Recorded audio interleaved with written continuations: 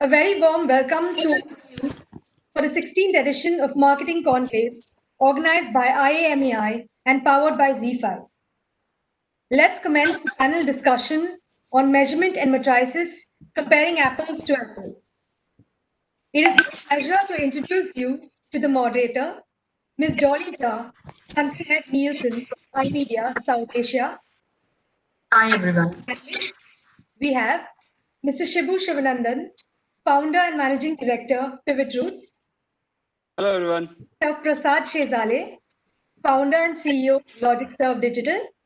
Hi. And Mr. Puneet Gupta, Chief Operating Officer, Times Intellect. Hi, everyone. Welcome, everyone. Over to you, Ms. Jha. Thank you, Javisha. Thanks for that introduction. And thanks for getting us going. Welcome, panelists, to this session. We have a great set of panelists here. We've got two founders. So we've got two founders, entrepreneurs, and we've got a veteran corporate professional. And when I was just thinking of this, I was told at home that beware. When you say veteran, it almost sounds that you're referring to a very old person. So I said, okay, I say we've got a young, veteran, seasoned professional. I went into shock only when you said veteran professional. All of us think like hustle and slogging and the startup environment that we want to create our offices into, right? So veteran, but young veteran is still okay. Young veteran. Puneet is now suddenly happy. So thanks, panelists. We've got an interesting topic, which is around measurement and matrices. And it would be great to have your perspective on this. I think just to get the session rolling, let us start with something. I think I'm going to be putting forth a very obvious question to you, that in light of the recent pandemic, that we have been witnessing, if there is one big change that you would want to call out, which has happened on the consumer front, in respect of how they have embraced digital media, what would be that one thing that you would want to call out for our audience? Can we start with you, Prasad?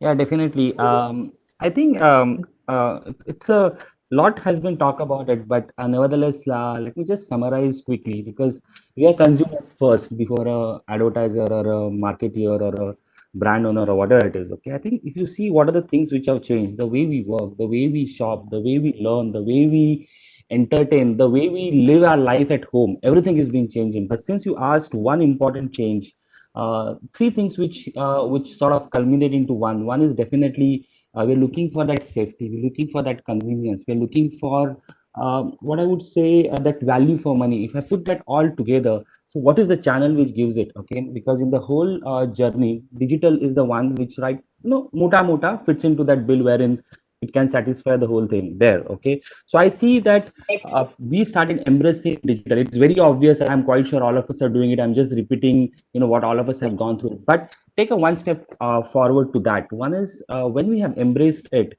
and when all these three important things got satisfied, the most critical thing for any platform or any new tech or any new concept is that trust.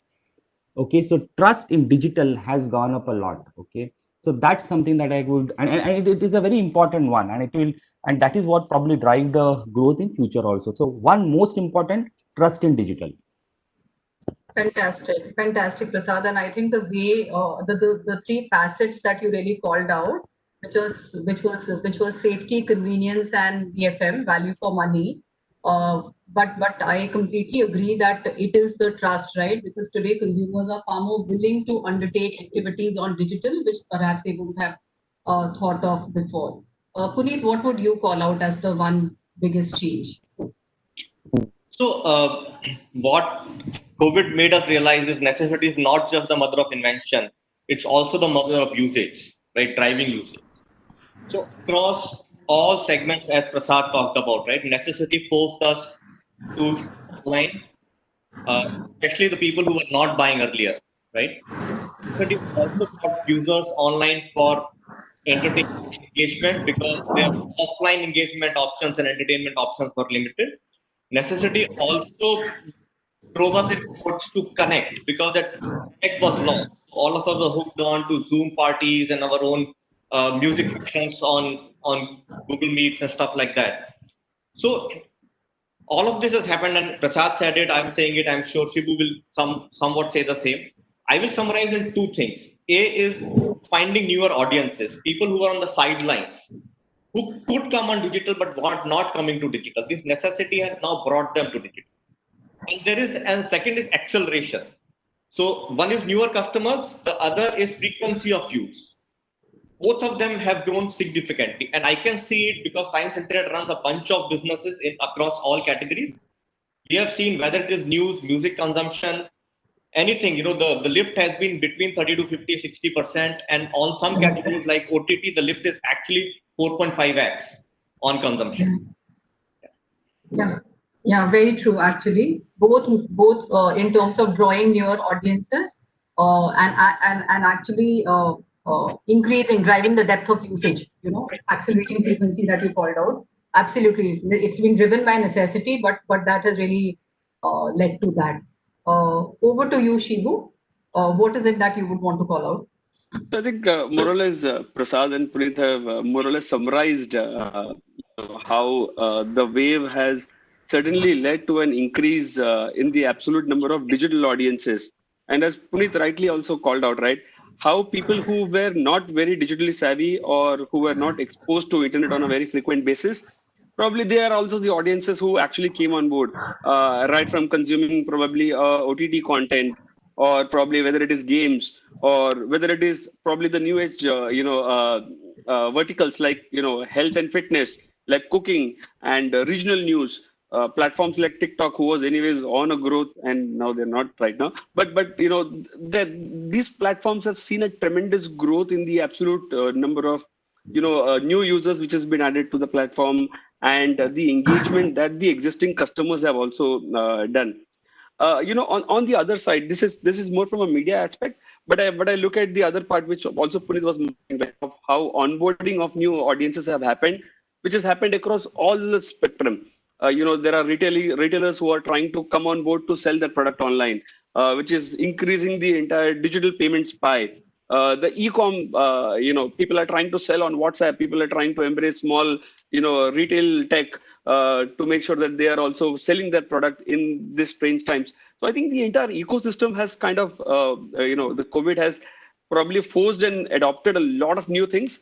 And I know COVID as a thing is really bad, but a few positive actually outcomes have also come out of this. Very true, Shibu.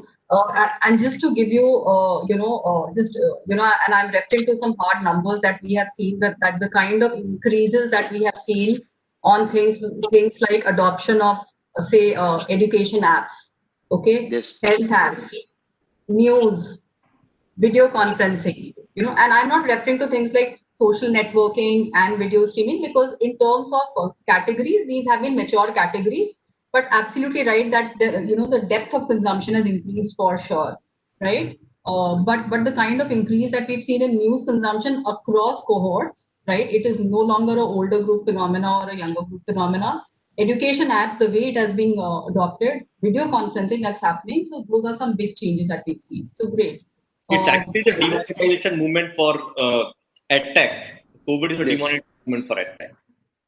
Perfect. Absolutely. I think that's a very nice that's a very nice call out. Yeah, and I think the only very interesting thing that you talked about is that my 80 plus years parents, the way they communicate, the way they consume content, the way they have started trusting the digital is at very different level now. I mean, it is, we have now more than, I don't know, so different numbers come up, but they say that if you repeat something for more than 26 days or 30 odd days, then it becomes part of you. Here is like 6 months. Okay. We have already gone to the other side now. Okay, there's no going back. Yeah, very interesting one. Yes. It's a shift forever, actually. It's a new habit which has got formed, right? We always look for triggers in marketing, that what drives new habits. So this is one pandemic which has gotten us to new habits. Okay, let's keep it moving. I move to the next part, which is, and we will talk a little about key trends that we are seeing in the space of digital advertising, okay, in terms of buying and selling. So Puneet, I will want to start with you.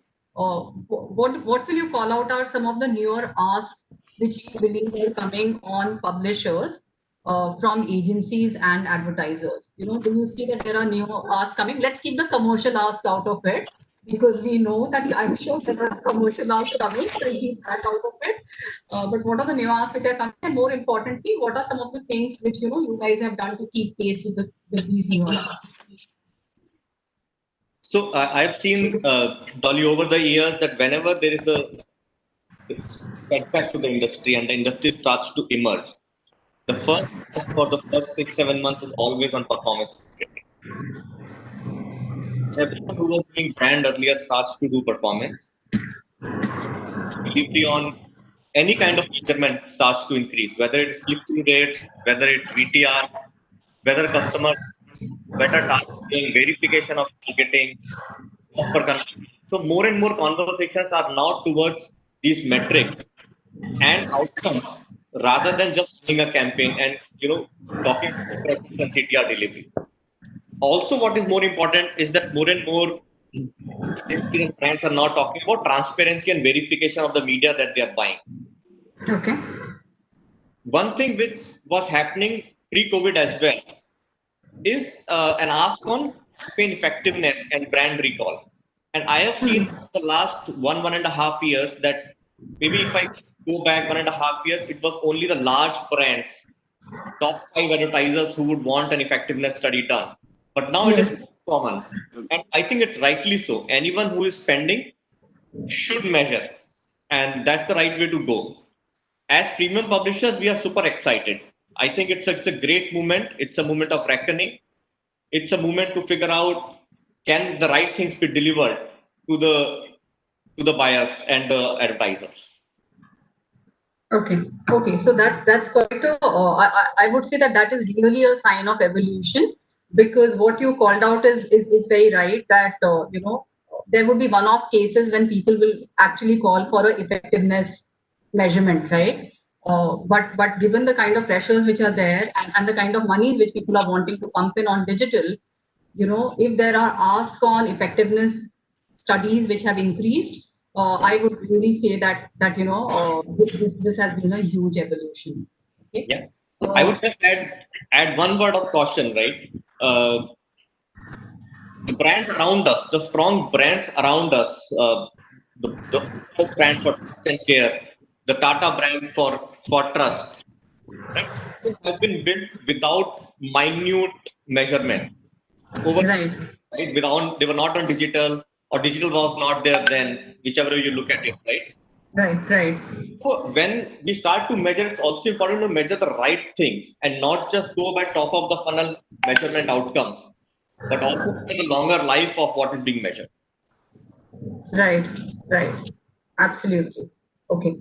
Shivu, I would want to move on to you. I would just want you to reflect or react to what Puneet measured, Puneet mentioned, that whether that is in terms of big advances, that are being seen today. Do you sort of agree with the observations which Puneet had? Are there any newer things that you want to talk about? So I completely agree. Where specifically also in these times, right, when with the brand who were spending in the range of about say 100, they might have undercut that budget and they're currently spending 60. But the lenses at which they're monitoring the 60 is also very, very minute. They want to know everything about how is the marketing money is being used and what has been the performance outcome out of that. All seven.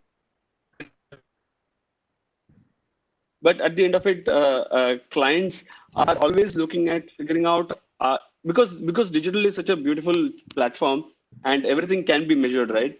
And it is actually equally important also to measure everything, right from an impression assisted conversions to clients these days are definitely asking for more in terms of more data points, more connection that they can build, and more scrutiny of the media spends that they are doing. I completely agree with what Puneet was saying, actually. Okay, great. It is good to see that ratification, because again, then I believe that it is digital really, really, in my view, it was already mainstream. But when it came to measurement and when it actually came to being subjected to scrutiny, along with other media, some of the things which you guys have talked about really indicate that it is right up there. Okay. All right. We will move. Prasad, my next question is to you. It would be good to get your perspective on what are some of the metrics that you look at when you consider digital advertising. What are some of the metrics? Yeah, I think a very interesting one. Okay, I think before I get into that, just an extension of what Puneet and Shibu has talked about. If you really go back to that 15th of March, and if you were asked, how next 1 month or 2 month would be, I'm quite sure, all of us. I mean, I made a mistake. I misjudged completely. Okay, and when things started dawning on me in things of how things are working, it's a perfect VUCA, complete volatility, uncertainty that we were looking into it. And I think that is the time when one of the things which really came up in how the consumer, one of the most important thing that at that point of time that you really need to know is that how the consumer is changing. And that is where probably all of us, I'm quite sure all of us, not just me as a managing the media budgets of my customers, okay, but for me, my customers also, we started measuring, okay, actually started looking into the whole thing and say that how they are behaving and what sort of tools and texts that I want to put together to make sure that I measure. Okay, so at the end of it, the question for that you ask is what are the matrices or what are the parameters that we measure? At the end of it, it comes to cost per action. Okay, everything that you talk about, what is it that cost per action? Now the problem, or rather the way, I wouldn't say problem, but the way you would look at it is that what is the action that you expect out of that particular thing that you are working on? In an IDA model or a Kotler's new model of 5A, wherein it life starts from aware to appeal to action to aware to appeal to ask to action to advocacy. And if you plot that, and if you plot the channels and the publishers that you are actually plotting against it, then you start asking, instead of just saying is it the cost per acquisition that I would look for? Okay, provided, assume there is a magic wand that you have, and you get a only one truth across everything. Assume that you have that, okay, but nevertheless, is that the one that you will look for? My question would be no. Okay, because during the whole journey, where when consumer is truly omnichannel, and again a very cliched word and used many times, what is it that you are expecting out of it? Okay, now when you plot that from the channel perspective, then what the next thing that you would do is you will plot the formats.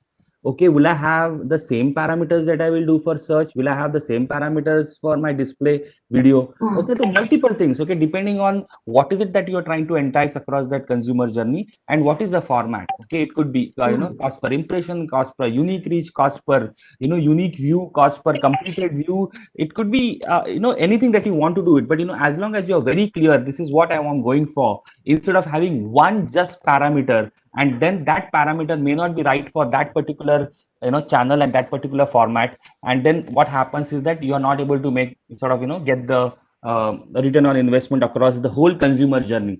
Because for me as a consumer, I'm not interacting with a in the mind that I'm interacting with this channel. For me, I'm traveling from one stage to another stage. Formats and channels or a publisher is just the enabler there. How can you measure my end goal as only the conversion or acquisition? Okay, so yes, I think I sort of answered your question, but there are multiple, if you go to Google and search for cost for anything, there'll be n number of things, but you really have to plot that on a piece of paper saying that this is what I want to measure. But we did that. Yes, I mean, there is a simple one. There is one campaign that we ran, and at the aware phase, it was a branding campaign during this time. Luckily, that industry was is something which would not get affected much in COVID time. Cost per influence. So every impression that we did it actually invoke the search query? So, cost per influence. That's what we could do. Got it. Okay. So there is a fair amount of relevance of the measure you are trying to bring in when you are looking at across the journey, and across the channel and across the formats. So you just plot it. Journey, whichever journey, IDA, AAA, 5, whatever it is. Yeah. Do that and then start writing that. Okay, I will reserve my comment on this one. It's I will just go on to Puneet first. Puneet, what is your view on media equivalence? That's a hot topic, right? So, when it comes, and you've got all kinds of inventory, correct? Audio, video, display. So, the question really is that, when it comes to the topic of media equivalence, what would be your view for the industry? And do you see that there is an increasing ask which is coming on for media equivalence from leading advertisers and agencies? So on this, I'm actually going to continue from where Prasad left. Sure. See, to me, it's about four things, right? The campaign goals that one has, the media that you choose for those campaign goals, then the formats that you pick, and the metrics that you measure. Now, within this, equivalence is important only when the goals and the media is selected. Then you are talking of equivalence on formats. If your goals are different or if your media is different, then equivalence is not possible because then the media is not fungible. Equivalence, the term equivalence comes only within the constraint of a fungible media that you have chosen, right? So let's say if I'm a real estate developer, I am launching a new project, Puneet Properties, and then some project I want to establish as premium. I'm going to possibly choose a video creative. And if I'm driving leads for that project later on, 2 months from down the funnel, I may actually use a display ad to drive leads and conversions. So these are not, I will not seek equivalence in these two. But once I've fixed what I need, so let's say now I've decided I am in that phase where I'm generating leads for my pre-launch or launch per se. That is when I will want equivalence. And with or without we talking about these terms, smart marketers were always calculating equivalence at the back. Because for a publisher, maybe it's a CPC or a CPL, but for the marketer sitting for a real estate company, it is the cost per sale. It is not even the cost per verified lead, not even the cost per site visit. It is the cost per sale and actually the value per sale. So it is actually ROAS for that guy, right?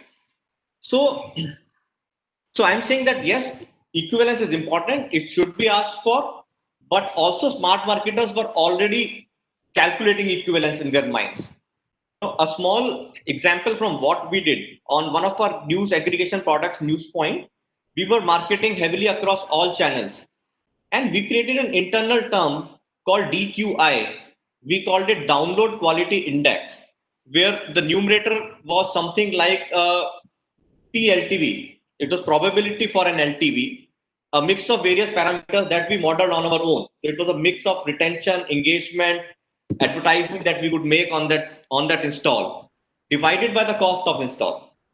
Right? Okay. In essence, whether I'm doing a pre-burn or I'm buying installs from Google or from media or from any other channel, at the back end, I was actually doing equivalence. But my idea to do equivalence was the DQI.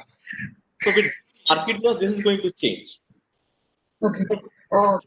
That's an interesting perspective. I think I will push the envelope a little on this one. And Shivu, my question is to you now.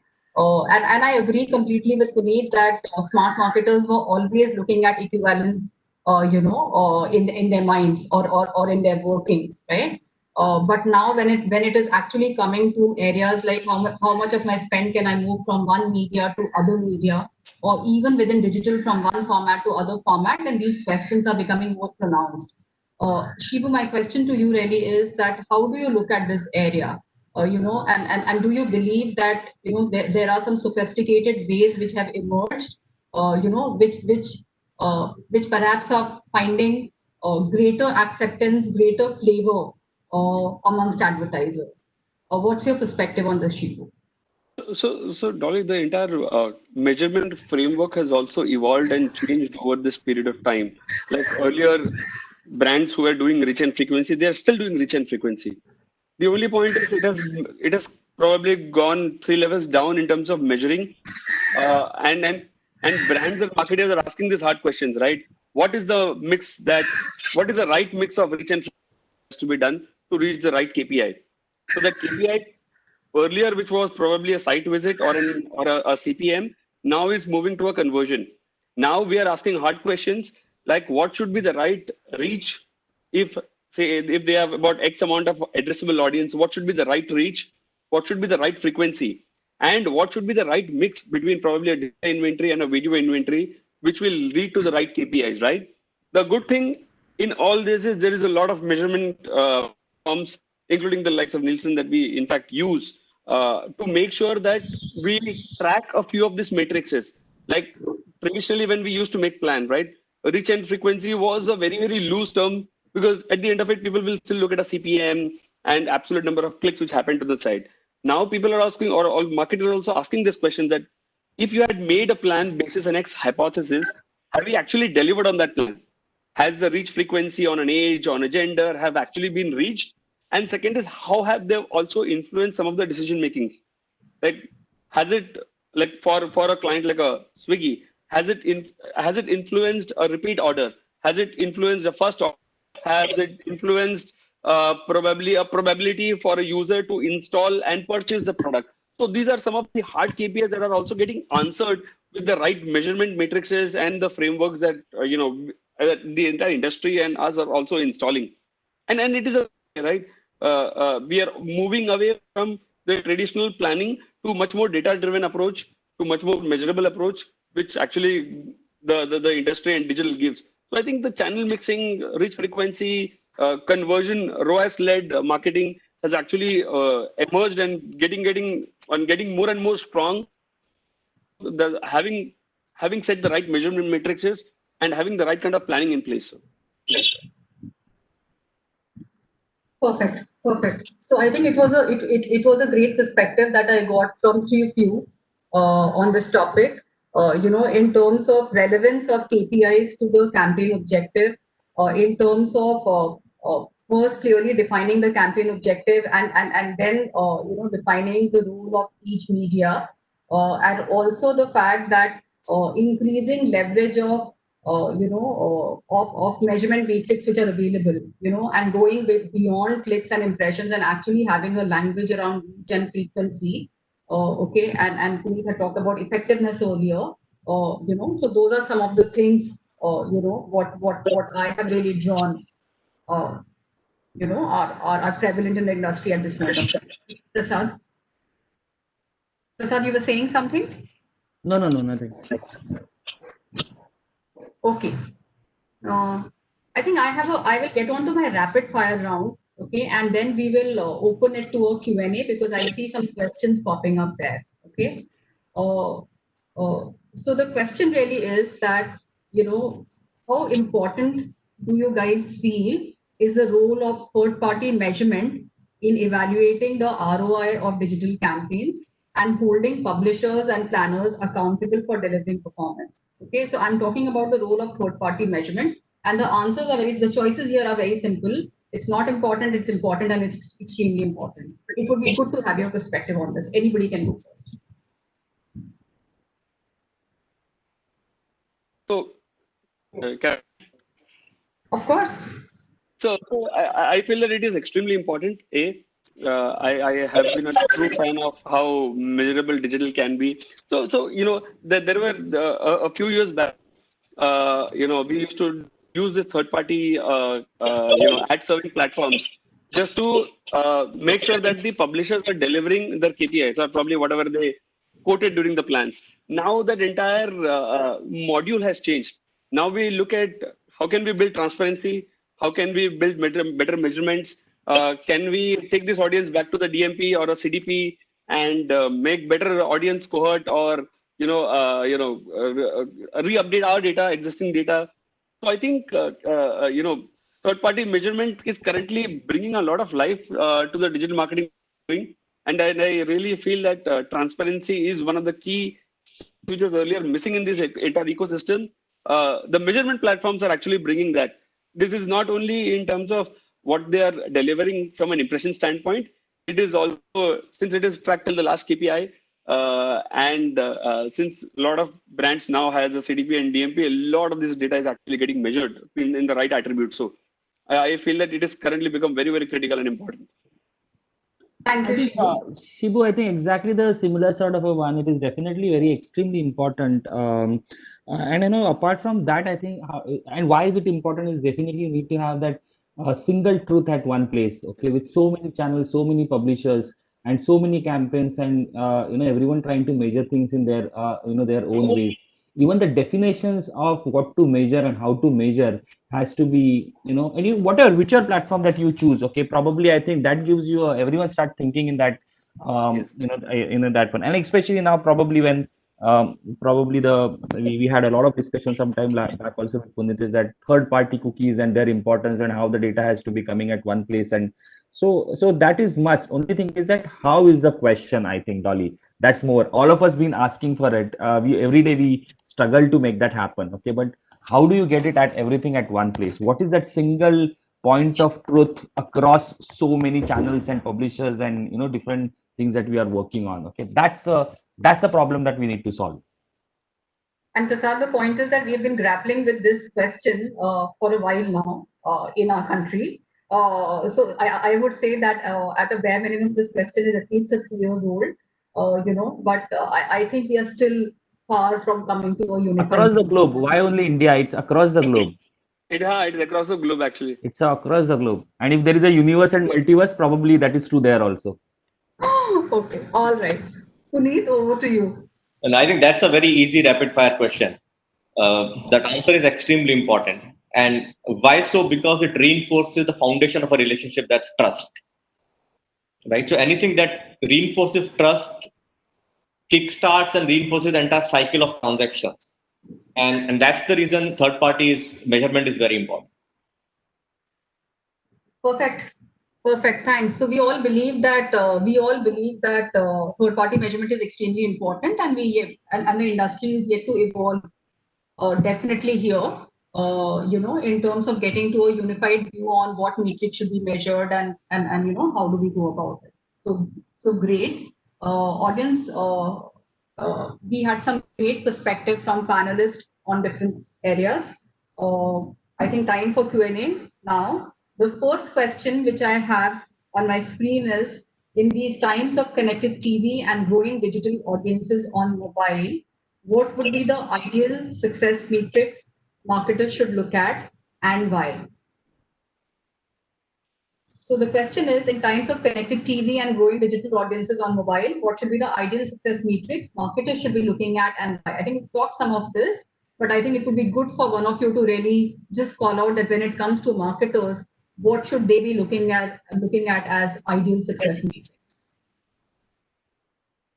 I think again, Puneet, I think you can take it better, but just a quick one here. It depends on why are you running that ad, okay? And with the connected TVs and when it connected, okay, you have different formats and you can get a lot of engagement. So it all depends on why do you want it, what industry, what stage of thing. Okay, do you want engagement? Are you getting engagement? Do you want a conversion? Are you getting conversion? So it all depends on those formats and all. It again, I think the thing is, it all depends. What is it that you are trying to work on? Okay, Yeah. if you just put a gun on my head and said what is it that you're looking for, then I'll always say cost per acquisition, but that's not the right thing to do. Then the next thing that you will do is you stop the campaign there and probably go to some other platforms. Puneet, I think it's your question more than mine there.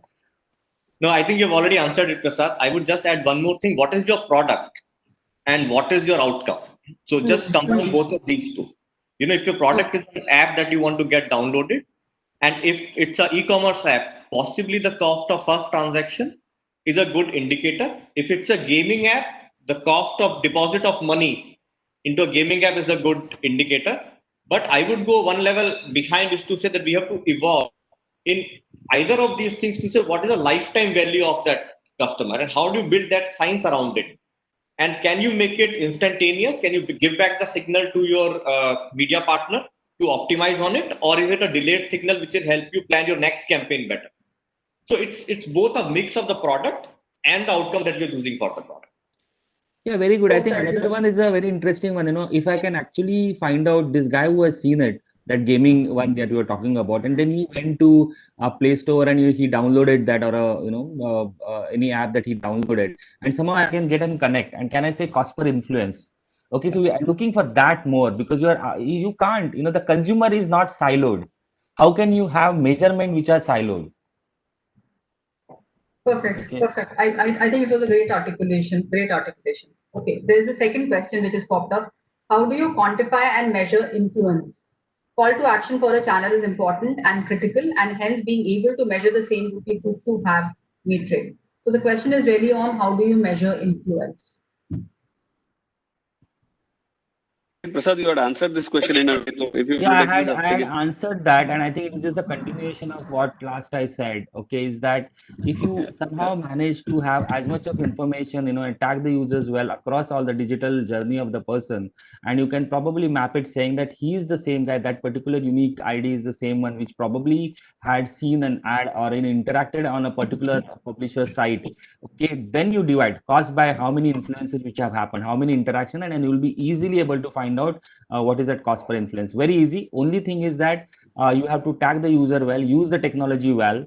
Otherwise, it is everything. The data is in all silos there, and you will not be able to make sense of it, out of it. So I can able to say that this is the guy who actually saw the ad on this particular publication, and then he went and searched and he converted. Okay, can I connect that to that? To connect it, you have to use technology, ad serving, whatever. There are a lot of technologies available.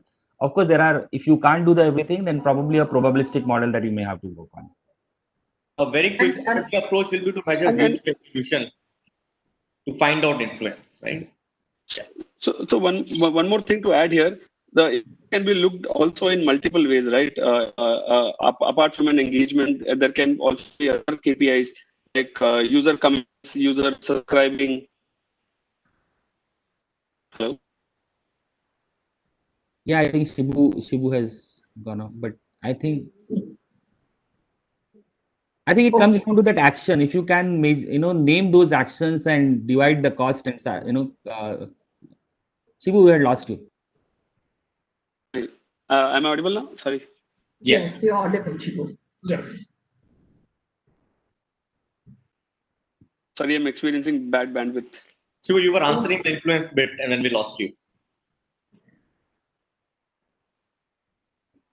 Okay. There is a slight, but what I was actually, I think please carry on. Please carry on. Yeah, Shibu, I think we'll carry on. He got a good perspective on this, and there's really a connectivity problem. The third question is that and this is an interesting one, what measurement metrics would you suggest to indicate the quality of audiences? So the question is really on quality of audiences. So is there any measurement metric that you guys believe? And I'm sure, digital has got such fantastic targeting ability, but when it comes to metric, what would you call out? Which really suggests gives you an indication about the quality of audience. Can I take that? Sure. So the value of conversion is that metric, and I think it's the single most important metric. And I will slightly explain how. So let's say looking for a real estate campaign, for example, right? Did the person end up buying a house worth 6 crores, or a house worth 10 crores, or a house worth 60 lakhs? Yeah. Then the choice of the media partner, and the effectiveness of the campaign is going to determine that. Similarly, if you are running a fintech campaign, how much money got deposited in a mutual fund, for example, right? Again, the quality of the consumer that you have onboarded. If you're doing music streaming, what are the cumulative number of streams in the first 15 days? If you are running a product that has referral built inside it, what is the cumulative number of referrals that onboarded user has brought back to the platform, right? So those are the things that determine the quality of outcome, apart from quantity that we usually measure. I would agree. We have to look at little secondary and the third level of measurements.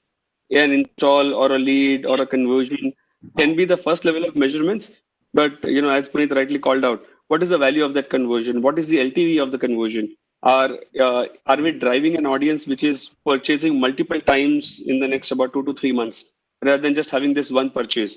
So conversion and influence and measurement should not stop at the first level of conversion leg. I think it has to go deeper and much more audience insights. Probably that is how you take it back to the campaigns as well, in terms of how do you measure and how do you optimize your campaigns well till the last KPI that you're tracking.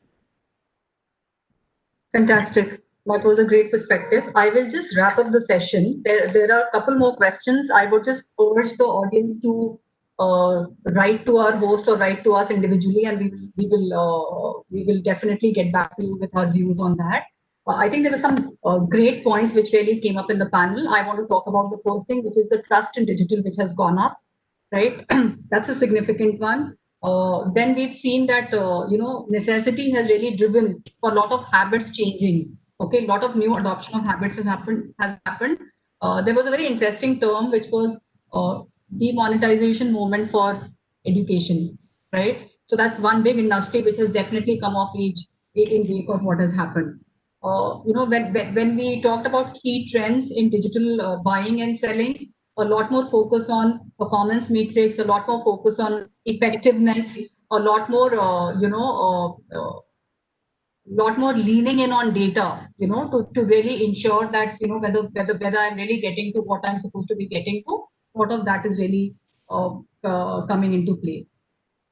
We also talked about media equivalence, right? And here the entire focus really was that, be very clear about what is the campaign objective, right? And then come to, okay, if there are different media, or if there are different media formats which are being leveraged along the journey, what is the role that each one of them are playing in driving on to the campaign objective?